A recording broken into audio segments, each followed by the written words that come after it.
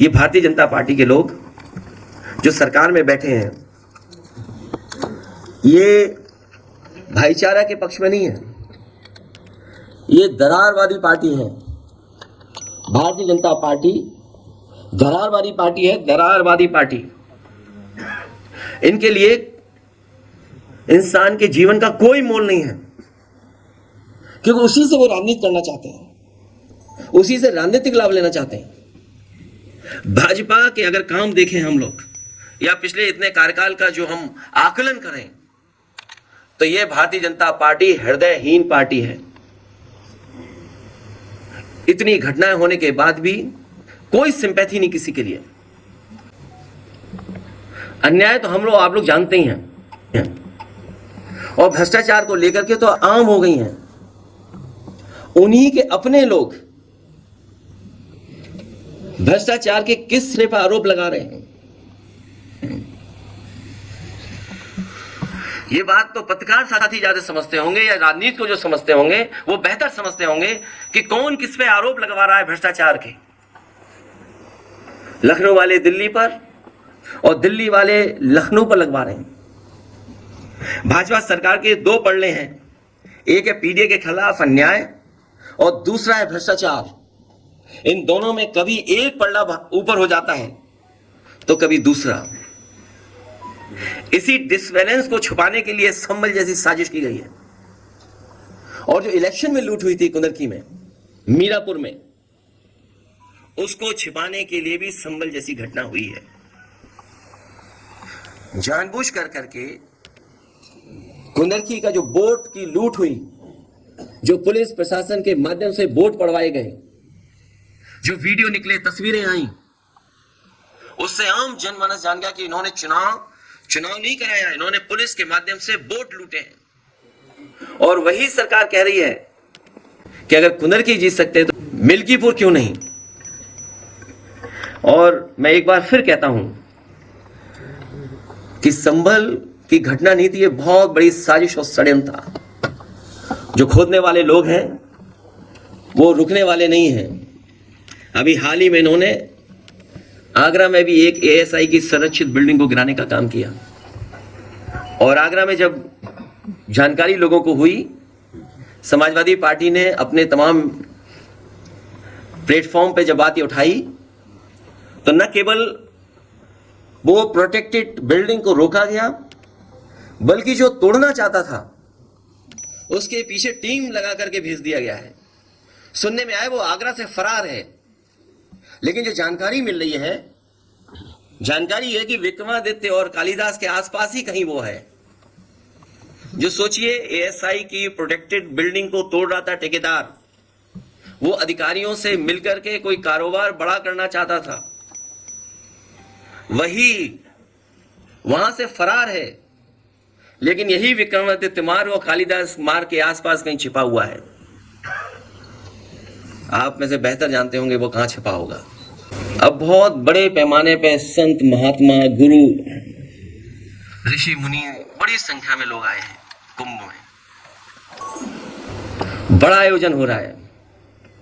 मैं तो सभी साधु, संत, ऋषि मुनियों से यही प्रार्थना करूंगा कि जब वो जाएं तो अपने साथ किसी और को भी लेते जाएं यहां से, क्योंकि यहां पर बहुत लोग ऐसे जिनको जो काम नहीं करना चाहिए वो काम कर रहे हैं। अब दोनों काम बिगड़े जा रहे हैं उससे, न वो काम जिसके लिए वो थे, और जो काम आज कर रहे हैं वो भी बिगड़ रहा है। इसलिए मेरा साधु संतों से, ऋषि मुनियों से यही प्रार्थना है कि जब वो यहां से जाएं तो किसी साथी को भी यहां से लेते जाएं। ये जो झगड़ा चल रहा है भ्रष्टाचार को लेकर के, इस सरकार ने करप्शन की सब सीमाएं तोड़ दी।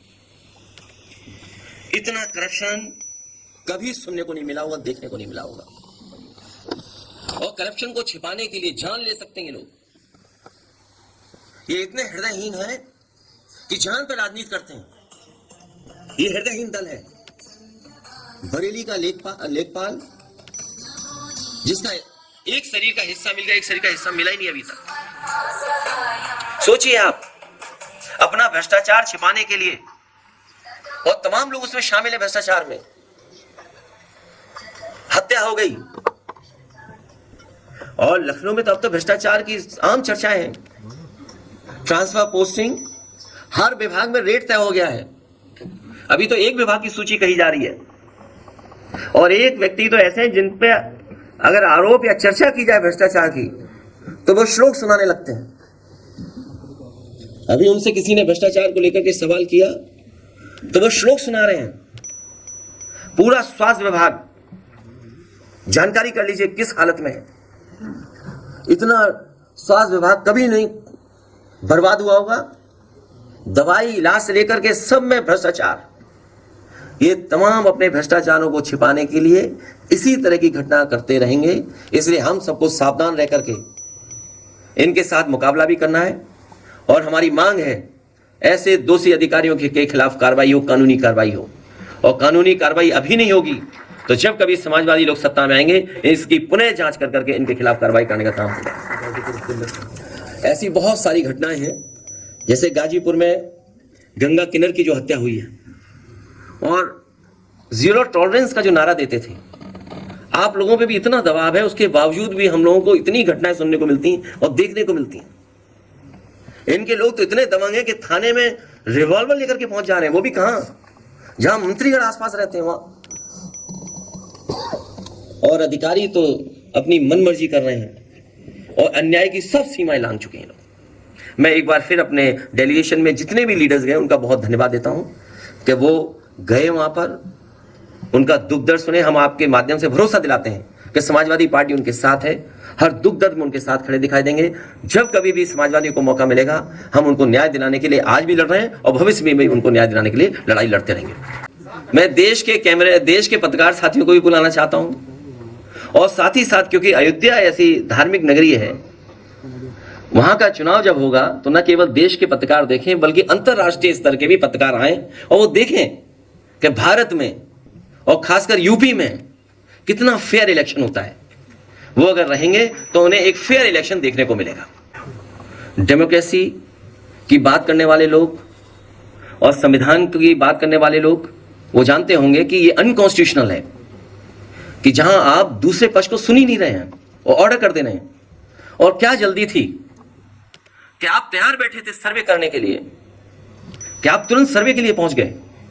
जब हर पक्ष ने और खासकर मुस्लिम पक्ष ने ये कहा कि आप सर्वे करने आए तो हम पूरा सहयोग करेंगे और पूरा सहयोग हुआ, तो क्या वजह थी कि दोबारा फिर सर्वे करने के लिए जाना पड़ा उन्हें और बिना सुने आप फैसला सुना रहे हैं। आप ये भारतीय जनता पार्टी के वो लोग हैं, आप इनका इतिहास उठा करके देख लो। ये सुप्रीम कोर्ट के लिए भी झूठ बोलते हैं, बड़ी बड़ी संस्थाएं उनमें भी झूठा आश्वासन देते हैं, एफिडेविट भी झूठा देते हैं। ये झूठ बोलने वाले लोग हैं, इसीलिए मैंने कहा हृदयहीन लोग हैं। इनसे उम्मीद करना कि संविधान के रास्ते पे चलना आप भूल कर रहे हैं। इसलिए मैंने कहा कि ये पीडीए पे अन्याय बहुत कर रहे हैं, भ्रष्टाचार कर रहे हैं। इसके प्रायोजक हैं एडवांस कंप्यूटर, निकट इंडियन बैंक, बूढ़नपुर, आजमगढ़। यदि आप अपनी बच्चे को कंप्यूटर की उत्तम शिक्षा देना चाहते हैं तो तुरंत संपर्क करें।